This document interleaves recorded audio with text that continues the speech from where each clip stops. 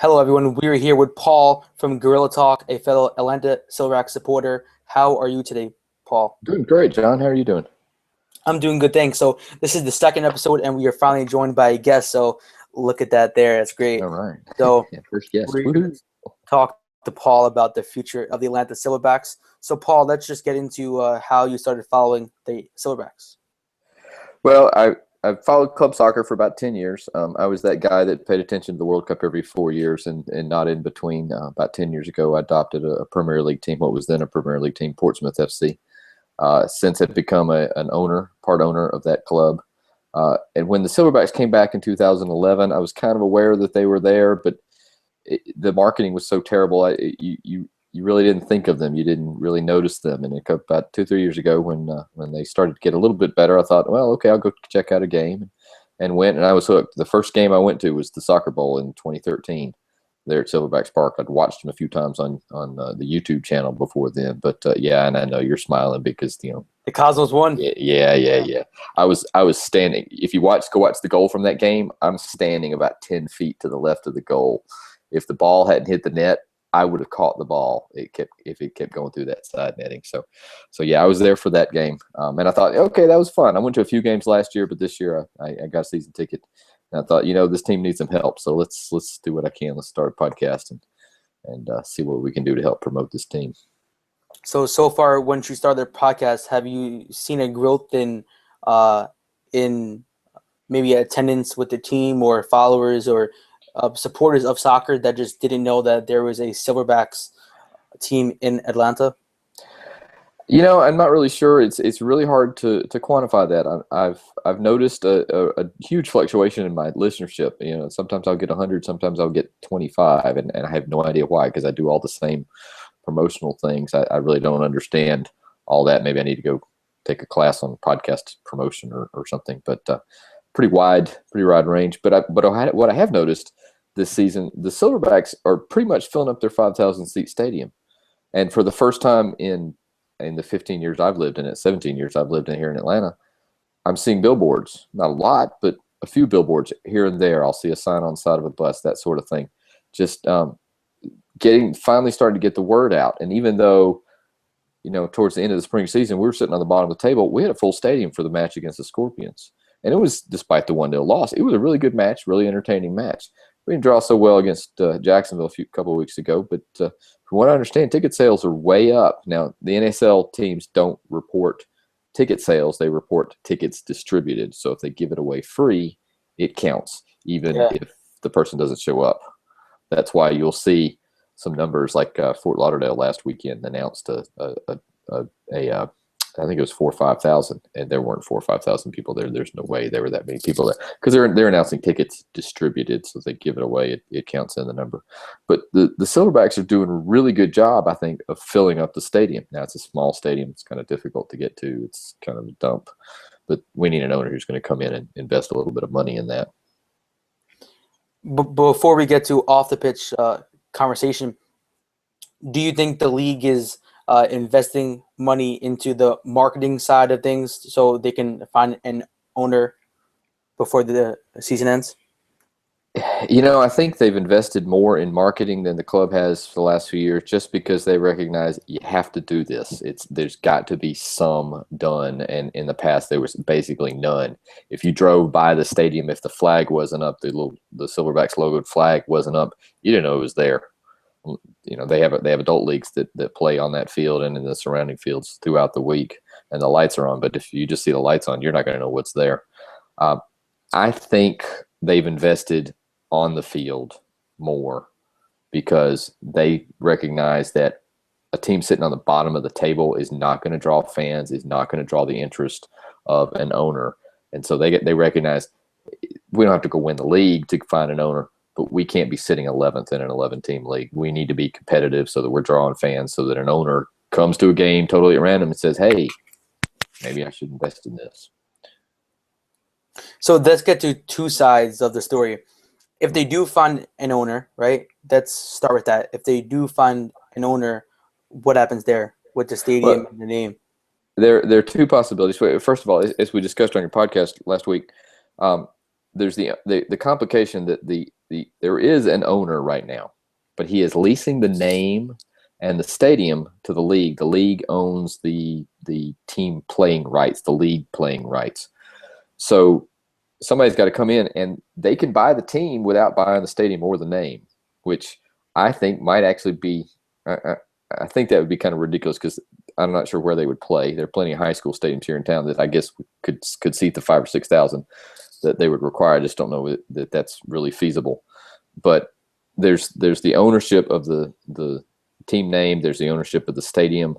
Somebody's got to come in and invest some money in that because that stadium is a dump. It needs some work. It's not in a great location. It's got one road in and out of the parking lot. So when they fill up 5,000 seats, getting in and out of that parking lot is difficult. And that's part of the fan experience. You're going to spend half an hour sitting in your car trying to get out of the stadium. It's not good. So I really think finding a local owner is the best option. But there have been rumors that there have been some foreign interest in coming in and purchasing the club. The Brazilians just came in and purchased the Strikers. And I really think more foreign owners are starting to look at the league and saying, hey, maybe there's something to this. The business model is more what they know rather than what they see in MLS. So let's get to the other side of the maybe plan for the future is if there's no owner that steps up that wants to buy the club.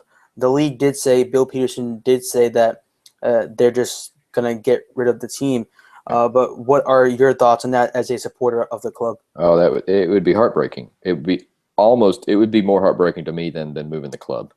I've joked with some of the Canadian supporters, some of the Eddie's fans that you took three of our hockey teams. You can't have our soccer team, but that is a possibility that they will take the franchise, if you will, the league operating rights, and move it to Hamilton or Hartford or Oklahoma City. There are all sorts of things. I know Oklahoma City had a rumor that they said sometime in September they were going to announce all their details about their plan. And immediately I thought, are they going to move the club? Are they just going to pick up everything lock, stock, and barrel and move it to Oklahoma City? That, to me, is a strong possibility as well. I think the most likely possibility, though, is that the club will cease to exist. And having just been down to the Dome to watch the U.S. men last week, I can tell you that's a totally different experience. And I'm not sure that that's the kind of certainly financial investment that I would be making.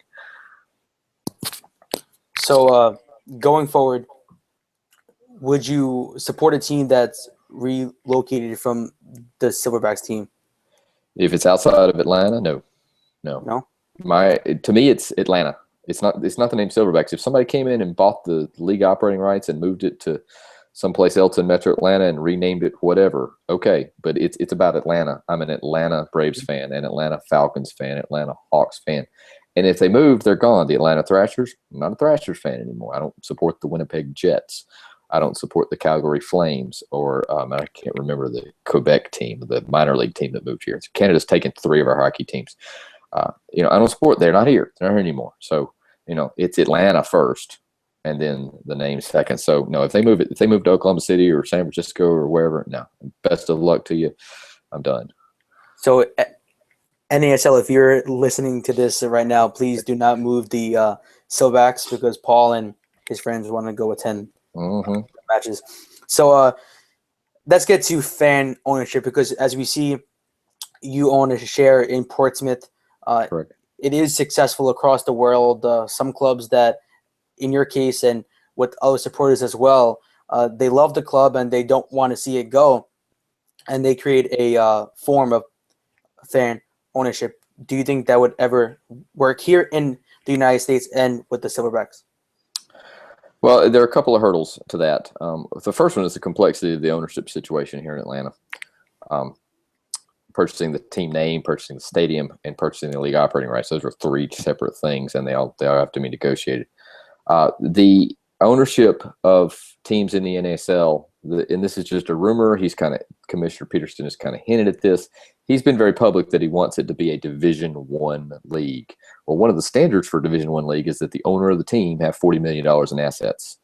Getting enough fans together to accumulate $40 million in assets, and that's in addition to the team and the stadium and all that. You got to have $40 million in assets. That's a lot of cash on hand. And I can tell you right now, Portsmouth football, the community trust that owns Portsmouth Football Club doesn't have anywhere near $40 million in cash on hand. There's not a requirement from the Football League in England to have that kind of operating capital. And now I understand Commissioner Peterson wants to make it a Division I league and compete with MLS and such. So I don't know for certain that he's applying that standard, but I suspect he might. And so that would be a major hurdle, probably not a hurdle that could be overcome by a group of supporters. I know there are 6 million people here in the metro area, but I doubt we could get everybody to pony up. What would that be? About $7 each. Everybody throw $7 in the pot. We got you $40 million right there. But I don't see that happening. What I could see happening though is somebody coming in and purchasing the club and then saying, okay, we want to invest in the club. I'll sell shares. And it would become, so there would be, say, he would say, I'm going to be the 51% owner and I'm going to sell shares, and the other 49% you can sit on the board. You can do those sorts of things. That's the way Portsmouth is set up, is that there's a board of high dollar investors, the people that put in some serious money, own 51%, and people like me who bought a share combined, we own 49%. We get the same vote in all of that as well. And we had a brief little Twitter conversation with the people from the Chicago Sting Trust, and that's what they're looking to do. They're looking for somebody to purchase 51% and then produce a trust that would have the other 49%. But there's some major hurdles to overcome before that can happen. For me, that really brings the supporters into the club. They make them family rather than supporters or customers. You know what I mean? So I do feel that if a owner would step up to maybe do that for the Silverbacks or for the Sting, which they're trying to do, I feel like it would be an easy marketing tool because that's your team, that's your investment. Yeah, and one of the things I love about going to the Silverbacks game is after the game, everybody goes onto the pitch. The players are out there signing autographs, kicking the ball around with their 3 and 4-year-old little kid. You see a community, and I don't watch a lot of MLS, but I bet that's not happening. I guarantee you that will not happen with the new MLS team here in Atlanta. They're not going to let people come out onto the pitch and kick the ball around out there. That's not going to happen. 60,000 people on the pitch. Crazy. Yeah, seriously. Yeah, I mean, that's just not going to happen. But in a 5,000-10,000 seat stadium, you can do that. And then, they leave the goals out, and the kids go get their soccer ball and take penalty kicks and have a good time and run around the field. And it's a lot of fun. It's also a great way to waste time while you're waiting to get out of the parking lot. I've done that a couple of times. But you can walk right up to the players, meet them, shake their hands, get their autograph, take your picture with them. I've done that several times with several of them. I met several of the players for the first time on the field after a game. And that kind of personal connection, I think, would be even more if I was a shareholder in the Atlanta Silverbacks. Yeah, it's a very cool experience. So if there is someone listening to us talk about the future of the Silverbacks, and if they want to help out at all, is there any way that they can get into this debate or help out with the club? Well, I know from talking to Andy Smith, team president, that people have contacted him. The league is handling the sale. All he's done is he's forwarded that information along to the league office, and I don't know if Commissioner Peterson is handling it personally or if there's a vice president or something. I don't know exactly who's dealing with that process. They haven't said a whole lot about it, I think, because they want to make sure as they go through the process that the rumors aren't leaking out, and they want to keep everything in-house until they have a real announcement to make. But that's the first thing I would do. Andy Smith's on Twitter. Andy Smith 11, I think, is his Twitter handle. So you can tweet him. He'll respond every now and then. Evan Mitz, the team vice president, he's on Twitter as well. There are 3 or 4 others that work for the team that I'm sure can point you in the right direction. If you win that $100 million Powerball, I see that billboard every day and I dream, hey, maybe someday. Call them, send them a tweet, say, hey, I want to buy the club. Let's chat. I guarantee you they would call you. So the Silverbacks are sitting in 5th place with 7 points in the fall season table. How are you liking how they're playing so far? For the most part, I've liked it. Wasn't real happy that we couldn't park the bus successfully against Fort Lauderdale. I felt like we should have gotten out of there with 3 points rather than conceding that late penalty. It was a penalty, but I felt like we could have done a better job of parking the bus. Ottawa, they were just exhausted. They were tired. There was a questionable penalty on both sides, but Ottawa was the better team that day, and they're sitting on top of both tables right now. So I understand it. So very pleased with the effort against the Eddies. It was a real good team. They came out in a different formation. They've been playing in this 3-5-2 for a while, which had been very successful. But they came out in a 4-4-2 with a diamond midfield, but still kind of some of those same defensive responsibilities for the midfielders. They've tried to flood the midfield, but wanted to keep them so that if when they needed 5 or 6 in the back, they could get that pretty easily. And they were doing that pretty successfully against the Eddies. That's a pretty high-scoring offense, even without Lance Lane off with the Jamaica in the Gold Cup final that day. So let's talk about league-wide. Their Wednesday night soccer. Are you enjoying that at all on One World Sports?